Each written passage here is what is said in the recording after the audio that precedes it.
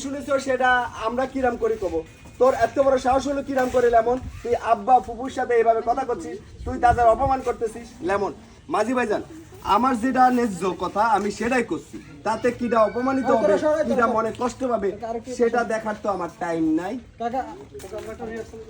আর কে পাশে পিছনে তুমি কি শুনেছো সেটা তো আর আমরা জানি না। এই পিছনে বোতল দেখা যায় সরো সরাওগুলি সরাও ওই কর্সি সরাও বোতল সরাও তুমি কি শুনেছো কর্সিগুলি সরাও ভাই লোক দিয়ে বড় ভাই কর্সি সরাতে বলো ফ্রেমটা সরাও হইছে তোমাদের সবগুলো হইছে সরবে না সরবে এই পিছনে দাঁড়াতে করো না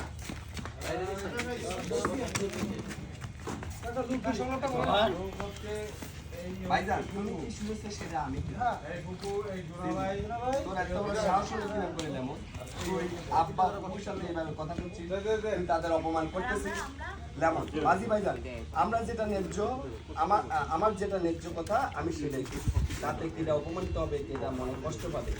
সেসব দেখার সাহস হলো কিরাম করে লেমন তুই আব্বা ফুপুর সাথে এইভাবে কথা বলছিস তুই তাদের অপমান করছিস